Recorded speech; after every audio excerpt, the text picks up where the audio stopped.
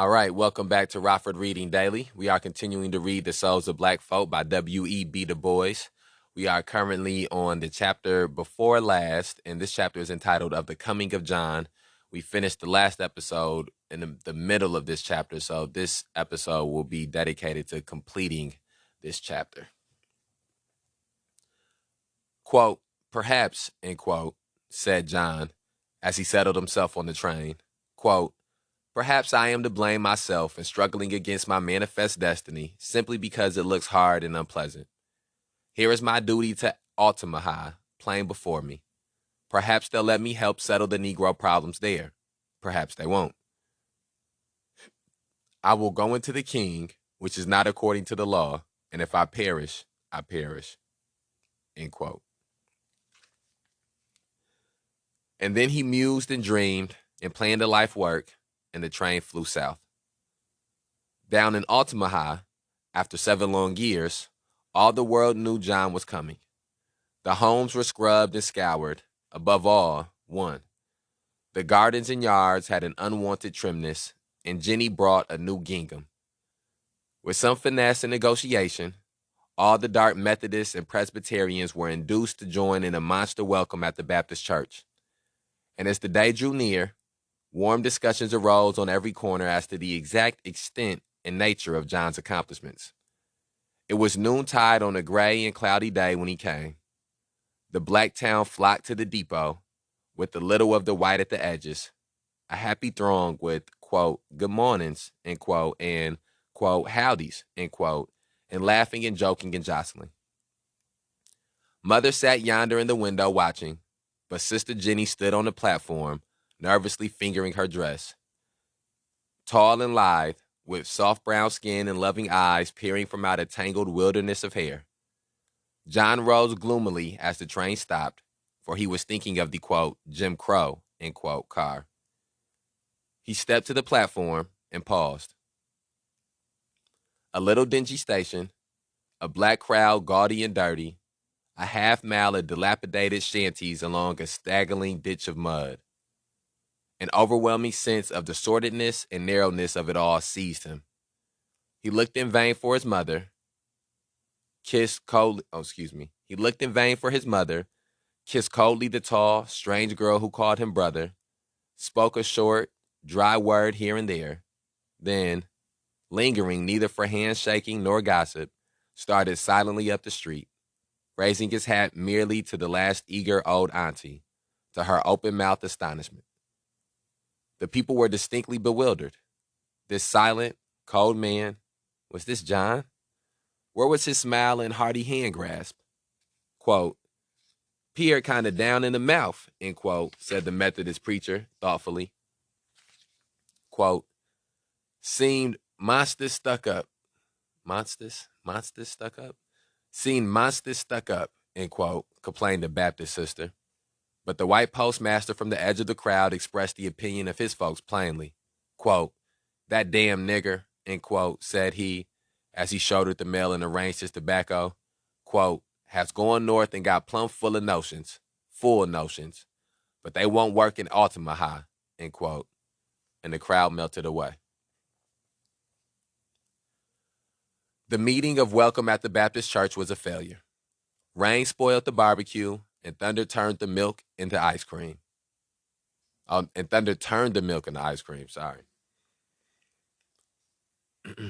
Rain spoiled the barbecue, and thunder turned the milk into ice cream. When the speaking came at night, the house was crowded to overflowing. The 3 preachers had especially prepared themselves, but somehow John's manner seemed to throw a blanket over everything. He seemed so cold and preoccupied, and had so strange an air of restraint that the Methodist brother could not warm up to his theme and elicited not a single, quote, amen, end quote. The Presbyterian prayer was but feebly responded to, and even the Baptist preacher, though he waked faint enthusiasm, got so mixed up in his favorite sentence that he had to close it by stopping fully 15 minutes sooner than he meant. The people moved uneasily in their seats as John rose to reply. He spoke slowly and methodically. The age, he said, demanded new ideas. We were far different from those men of the 17th and 18th centuries. with broader ideas of human brotherhood and destiny. Then he spoke of the rise of charity and popular education, and particularly of the spread of wealth and work. The question was, then, he added reflectively, looking at the low, discolored ceiling, what part the Negroes of this land would take in the striving of the new century. He sketched in vague outline the new industrial school that might rise among these pines. He spoke in detail of the charitable and philanthropic work that might be organized, of money that might be saved for banks and businesses. Finally, he urged unity and deprecated especially religious and denominational bickering. Quote, today, end quote, he said with a smile, quote, the world cares little whether a man be Baptist or Methodist, or indeed a churchman at all, so long as he is good and true. What difference does it make whether a man be baptized in river or washbowl, or not at all? Let's leave all that littleness and look higher, end quote. Then, thinking of nothing else, he slowly sat down. A painful hush seized the crowd at Mass. Little had they understood of what he said, for he spoke an unknown tongue, save the last word about baptism. That they knew, and they sat very still while the clock ticked. Then at last the low suppressed snarl came from the amen corner, and an old bent man arose, walked over the seats, and climbed straight up into the pulpit. He was wrinkled and black, with scant gray and tufted hair. His voice and hands shook as with palsy, but on his face lay the intense, rapt look of the religious fanatic. He seized the Bible with his rough, huge hands. Twice he raised it inarticulate, and then fairly burst into words with rude and awful eloquence. He quivered, swayed, and bent, then rose aloft in perfect majesty, till the people moaned and wept, wailed and shouted, and a wild shrieking arose from the corners where all the pent-up feeling of the hour gathered itself and rushed into the air. John never knew clearly what the old man said.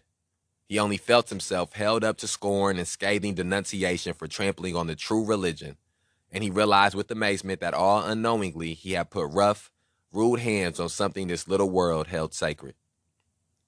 He arose silently and passed out into the night. Down toward the sea he went, in the fitful starlight, half conscious of the girl who followed timidly after him.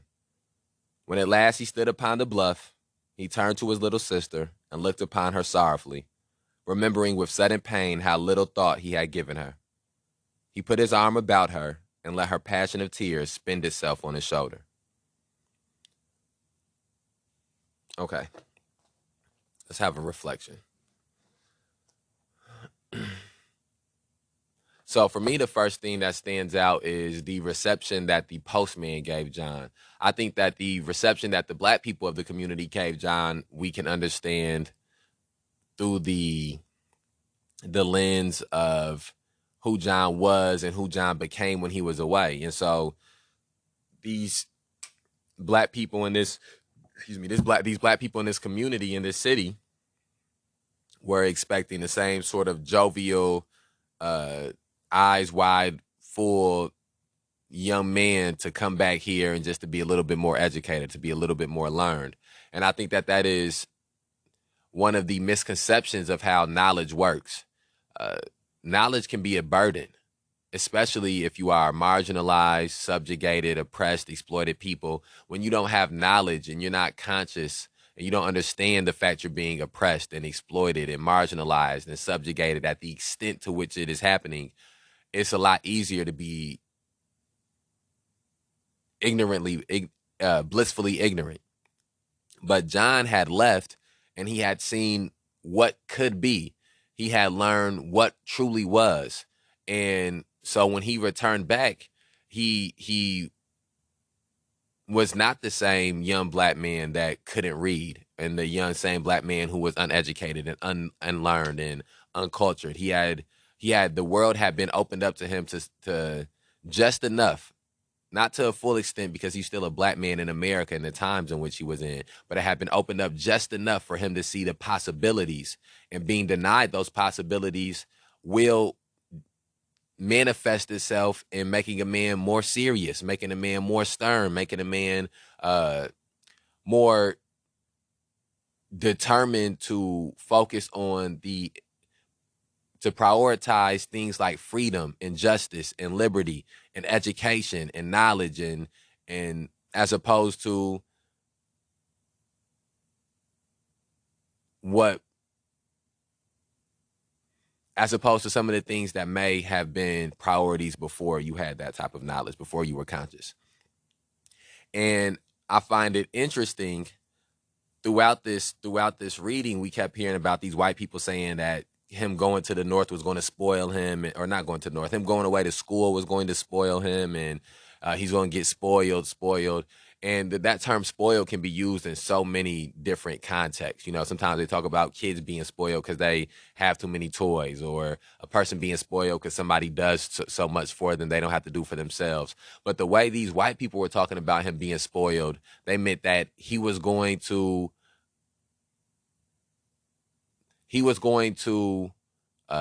not be the kind of black person that they like. He was going to be a black person who no longer wanted to be in his place or stay in his place anymore. And they knew that wouldn't happen because they understood the power that laid within knowledge, the power that laid within education, the power that laid within information. And so they knew what would happen. These white people knew what happened once black people began to have access to that knowledge and information. And that's not what they wanted. They wanted black people to stay in their place. They didn't think it was black people's place to learn and to go to school and to be involved in politics and to be involved with government and to be involved with things that they deemed to be above the black people of the time. And so those are all the things that sort of stand out to me in that passage on my first read. Okay. Long they stood together, peering over the gray, unresting water. Quote, John, end quote, she said, quote, does it make everyone unhappy when they study and learn lots of things? End quote. He paused and smiled. Quote, I am afraid it does, end quote. He said, quote, and, John, are you glad you studied? End quote. Quote, yes, end quote, came the answer, slowly but positively. She watched the flickering lights upon the sea and said thoughtfully, quote, I wish I was unhappy. And, end quote, putting both arms about his neck, quote, I think I am, a little, John, end quote. It was several days later that John walked up to the judge's house to ask for the privilege of teaching the Negro school. The judge himself met him at the front door, stared a little hard at him, and said brusquely, quote, go round to the kitchen door, John, and wait, end quote. Sitting on the kitchen steps, John stared at the corn, thoroughly perplexed. What on earth had came over him? Every step he made offended someone. He had come to save his people, and before he left the depot, he had hurt them. He sought to teach them at church and how to outrage their deepest feelings. He had schooled himself to be respectful to the judge and then blundered into his front door. And all the time he had meant right. And yet, somehow he found it so hard and strange to fit his old surroundings again, to find his place in the world about him. He cannot remember what he used to have he cannot remember that he used to have any difficulty in the past when life was glad and gay. The world seemed smooth and easy then. Perhaps, but his sister came to the kitchen door just then and said the judge awaited him. The judge sat in the dining room amid his morning's mail, and he did not ask John to sit down. He plunged squarely into the business. Quote, you've come for the school, I suppose. Well, John, I want to speak to you plainly. You know I'm a friend to your people. I've helped you and your family, and would have done more if you hadn't got the notion of going off. Now, I like the colored people and sympathize with all their reasonable aspirations, but you and I both know, John, that in this country, the Negro must remain subordinate and can never expect to be the equal of white men. In their place, your people can be honest and respectful, and God knows I'll do what I can to help them. But when they want to reverse nature and rule white men and marry white women and sit in my parlor, then, by God, We'll hold them under if we have to lynch every nigger in the land. Now, John, the question is, are you, with your education and northern notions, going to accept the situation and teach the darkies to be faithful servants and laborers as your fathers were? I knew your father, John. He belonged to my brother, and he was a good nigger. Well, are you going to be like him? Or are you going to try to put full ideas of rising and equality into these folks' heads and make them discontented and unhappy? End quote.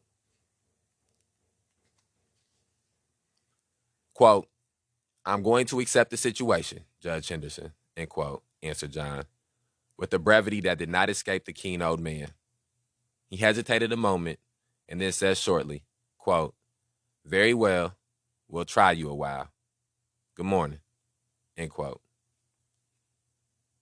It was a full month after the opening of the Negro school that the other John came home, tall, gay, and headstrong. The mother wept, the sister sang. The whole white town was glad. A proud man was the judge, and it was a goodly sight to see the two swinging down Main Street together. And yet all did not go smoothly between them, for the younger man could not and did not veil his contempt for the little town, and plainly had his heart set on New York. Now the one cherished ambition of the judge was to see his son mayor of Altamaha, representative to the legislature, and, who could say, governor of Georgia. So the argument often waxed hot between them. Quote, good heavens, father, end quote, the younger man would say after dinner as he lighted a cigar and stood by the fireplace.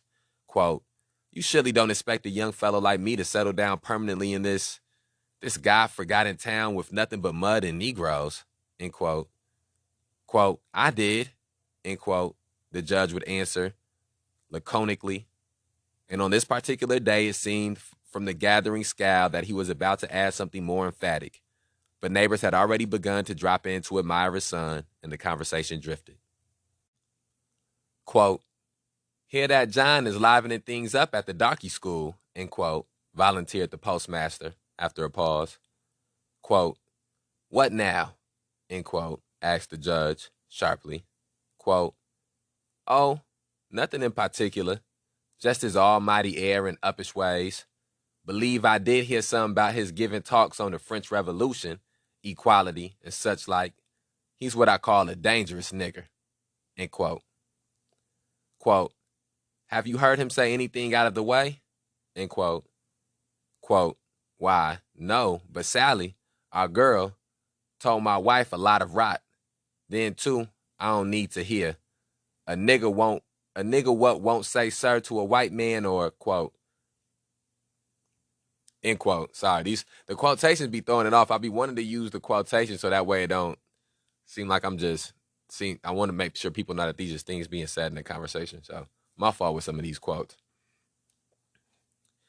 Quote, who is this John? End quote, interrupted the son. Quote, why, it's little black John, Peggy's son, your old playfellow, end quote. The young man's face flushed angrily, and then he laughed. Quote, oh, end quote, said he. Quote, it's the darky that tried to force himself into a seat beside the lady I was escorting, end quote. But Judge Henderson waited to hear no more. He had been nettled all day, and now with this he rose with a half-smothered oath, took his hat and cane, and walked straight to the schoolhouse. For John, it had been a long, hard pull to get things started in the rickety old shanty that sheltered the school. The Negroes were rent into factions for and against him. The parents were careless, the children irregular and dirty, and books, pencils, and slates largely missing. Nevertheless, he struggled hopefully on and seemed to see at last some glimmering of dawn. The attendance was larger, and the children were a shade cleaner this week. Even the booby class in reading showed a little comforting progress. So John settled himself with renewed patience this afternoon. Quote, now, Mandy, end quote, he said cheerfully. Quote, that's better, but you must not chop your words up so. If the man goes. Why, your little brother even would wouldn't tell a story that way, now would he? End quote. Quote, nah, sir, he can't talk, end quote. Quote, all right, now let's try again. If the man, end quote, John, end quote. The whole school startled in surprise, and the teacher half arose as the red, angry face of the judge appeared in the open doorway. Quote, John, this school is closed. You children can go home and get to work.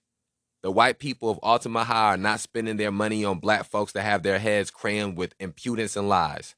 Clear out. I'll lock the door myself. End quote.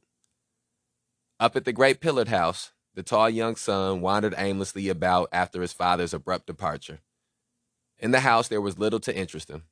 The books were old and stale, the local newspaper flat, and the women had retired with headaches and sewing. He tried a nap, but it was too warm, so he sauntered out into the fields, complaining disconsolately, quote, good Lord, how long will this imprisonment last? End quote. End quote. He was not a bad fellow, just a little spoiled and self-indulgent, and as headstrong as his proud father. He seemed a young man pleasant to look upon, as he sat on the great black stump at the edge of the pines, idly swinging his legs and smoking. Quote, why, there's not even a girl worth getting up a respectable flirtation with, end quote, he growled. Just then, his eyes caught a tall, willowy figure hurrying toward him on the narrow path. He looked, with interest at first, and then burst into a laugh as he said, quote, well, I declare, if it isn't Jenny, the little brown kitchen maid, why, I never noticed before what a trim little body she is. Hello, Jenny. Why haven't you kissed me since I came home? End quote, he said gaily. The young girl stared at him in surprise and confusion, faltered something inarticulate, and attempted to pass. But a willful mood had seized the young idler, and he caught at her arm. Frightened, she slipped by, and half mischievously he turned and ran after her through the tall pines. Yonder, toward the sea, at the end of the path, came John slowly, with his head down. He had turned wearily homeward from the schoolhouse. Then, thinking to shield his mother from the blow, started to meet his sister as she came from work and break the news of his dismissal to her. Quote, I'll go away, end quote, he said slowly. Quote, I'll go away and find work and send for them. I cannot live here any longer, end quote.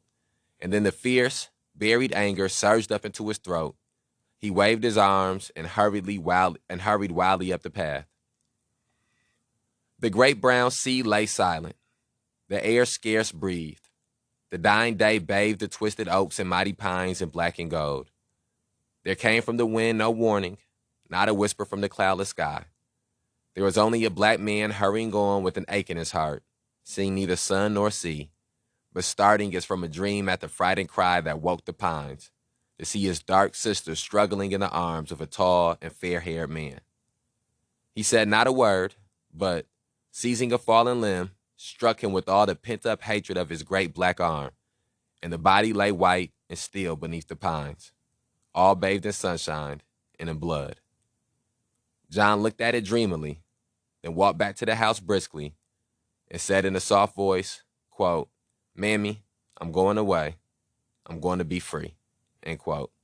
She gazed at him dimly and faltered, quote, North, honey? Is you going north again? End quote. He looked out where the North Star glistened pale above the waters and said, quote, yes, Mammy, I'm going north, end quote. Then, without another word, he went out into the narrow lane up by the straight pines to the same winding path and seated himself on the great black stump, looking at the blood where the body had lain. Yonder in the great past he had played with that dead boy, romping together under the solemn trees. The night deepened. He thought of the boys at Johnstown. He wondered how Brown had turned out, and Carey, and Jones. Why, he was Jones, and he wondered what they would all say when they knew, in that great long dining room with its hundreds of merry eyes. Then as the sheen of the starlight stole over him, he thought of the gilded ceiling of that vast concert hall and heard stealing toward him the faint, sweet music of the swan. Hark! Was it music, or the hurry and shouting of men? Yes, surely. Clear and high, the faint, sweet melody rose and fluttered like a living thing, so that the very earth trembled as with the tramp of horses and murmur of angry men. He leaned back and smiled toward the sea, whence rose the strange melody, away from the dark shadows where lay the noise of horses galloping on. With an effort, he roused himself, bent forward, and looked steadily down the pathway, softly humming, quote, the song of the bride, end quote. Amid the trees in the dim morning twilight, he watched their shadows dancing and heard their horses thundering toward him, until at last they came sweeping like a storm, and he saw in front that haggard, white-haired man whose eyes flashed red with fury. Oh, how he pitied him, and wondered if he had the coiling, twisted rope. Then, as the storm burst round him, he rose slowly to his feet and turned his closed eyes toward the sea, and the world whistled in his ears. And that brings us to the end of chapter 13 of The Souls of Black Folk.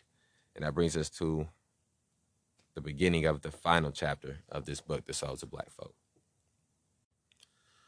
Okay, so that was a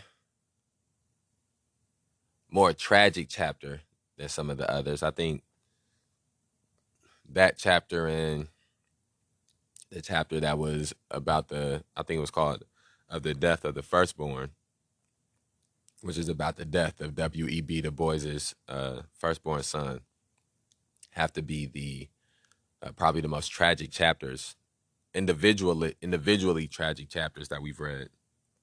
The book as a whole is a tragedy. I mean, the story of Black people in the United States of America is the story of a tragedy. And as we were reading the book, as we were reading that passage, the interaction between, excuse me, sorry about that. The interaction between the white John, the judge's son, the judge, and the postman, all these three white men who have all been figures and specters of white supremacy, of racism, of white nationalism. These three men have embodied the limitations that have put on the Black John. In some way, they have embodied it. They have been the voice pieces of the racist ideology that exists in this story. And when you hear them all come together to talk and to have this communication, and you see how each one of them talks about Black people. The judge talks about Black people as people to be ruled over. The judge's son talks about Black people as a people that he wants to be segregated from. And then the postman speaks about Black people as people who need to be kept in their place. And those are all different iterations of beliefs that white people had then and that white people still have. And it's very hard sometimes for people to accept that in 2022 there's still people that think like this. But I always implore people that these ideologies and belief systems, they are generational. And so if you have a racist great grandfather, he passes that racism down to the grandfather. The grandfather passes it down to the father. The father passes it down to the son. And those 4 generations of racism could span through 150 years. 150 years.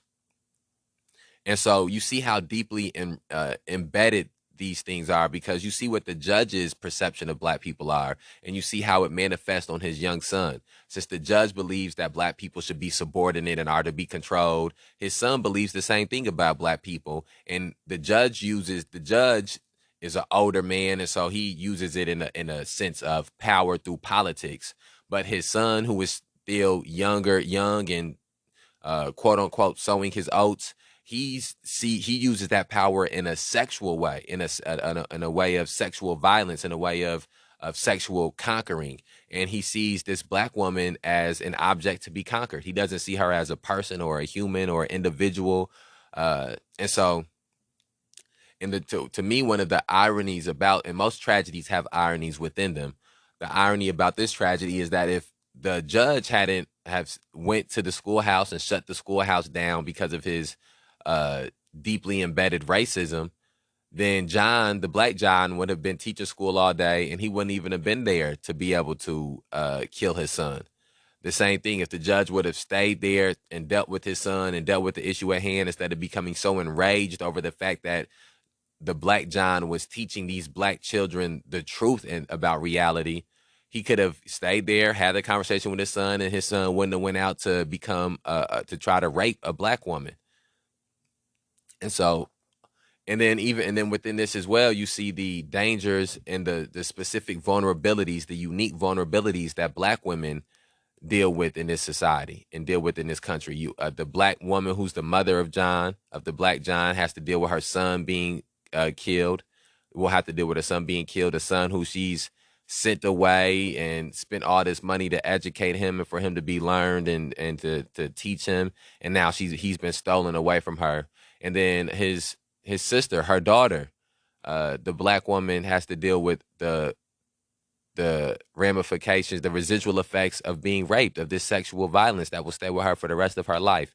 And knowing that the man who saved her, who protected her, her brother, would have to lose his life for that protection.